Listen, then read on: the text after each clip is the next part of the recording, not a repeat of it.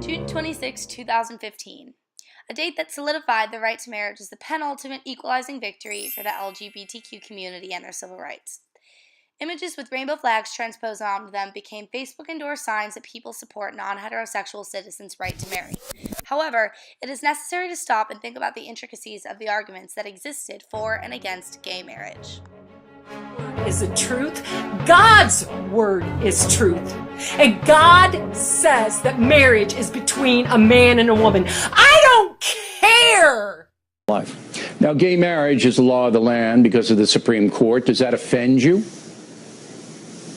Well, look, I'll always believe that marriage is between one man and one woman. But this is about protecting the religious liberty of people of faith and families of faith across this country. That's what it's been for more than 20 years. Same-sex marriage because every child deserves a mother and a father.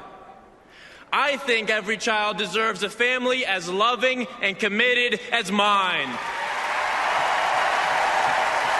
Because the sense of family comes from the commitment we make to each other to work through the hard times so we can enjoy the good ones. It comes from the love that binds us. That's what makes a family. I want to know what it's like to live in a world without hate, a world that won't discriminate, a world in which everyone will feel safe, whether they are gay, bi, or straight. This world we must create. These are the actions we must take. These are the... Through this traditional familial lens, the arguments for and against the legalization of gay marriage become more intricate and complicated than first meets the eye. Though at first the legalization of marriage seems like a black and white solution to the seemingly morally ruled issues of LGBTQ rights, some scholars and feminists take the opposite standpoint, believing that the 2015 legalization of marriage was actually counterproductive to the gay rights movement as a whole. Let's begin by taking a look at an example feminist definition of marriage. A tool of social control used by governments to regulate sexuality and family formation by establishing a favored form and rewarding it. This definition lends itself nicely to the concepts of heteronormativity and homonormativity that underlie the gay marriage issue. Heteronormativity refers to the evaluation of sexuality in our culture that depicts heterosexual monogamous relationships as the only normal or correct orientation, and also includes the generalized necessity to marry. As was seen as a recurrent theme in the clips for and against the legalization of same-sex marriage, this heteronormativity is largely tied to the strong valuation of traditional family structures and familial morals that underlie much of our society and governmental policies. Issues of heteronormativity and the prevalence of marriage are largely tied up in issues of capitalism and privilege, all of which help to construct the conceptualization of the married, successful, obedient nuclear family citizens. Now, these issues of heteronormativity become issues of homonormativity when the debate of the legalization of same-sex marriage came into play.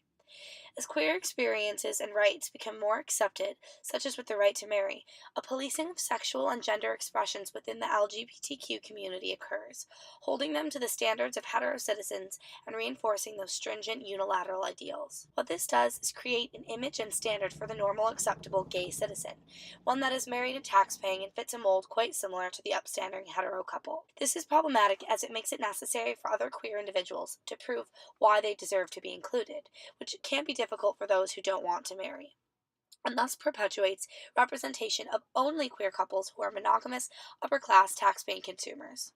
Homonormativity likewise benefits from the intersection of corporate interests and consumerism within LGBT spaces. Now you may be thinking, wait, isn't marriage supposed to be about love?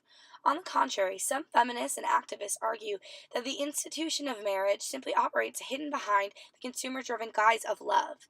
This is kind of persuasive if you consider the $40 billion wedding industry that exists annually in the U.S. There are also around 1,100 legal benefits granted to people with married status, making it very enticing for people to want to marry, and difficult for those who don't operate from privileged places to abstain from marriage. This leads to the unintentional and indirect further perpetuation of the aforementioned hetero and homonormative ideals and images. Now, this video is not intended to be against the recent legalization of gay marriage or to invalidate anyone's desire to get married as a heterosexual or non-cisgendered individual. It is merely to act as informative of the fact that the issues of gay rights are complex and intersectional and cannot simply be solved by one Supreme Court ruling. Moreover, feminists and scholars have analyzed the issues of intersectionality and variety that exist within the LGBT community in order to be inclusive of and achieve rights for all its citizens. Feminist critic Brooke Beloso suggests a necessary revision to the social structures of friendship, sexual contacts, and community to produce non-state-centered forms of support and alliance, and to challenge the necessity of marriage and gain civil equality for all LGBT citizens.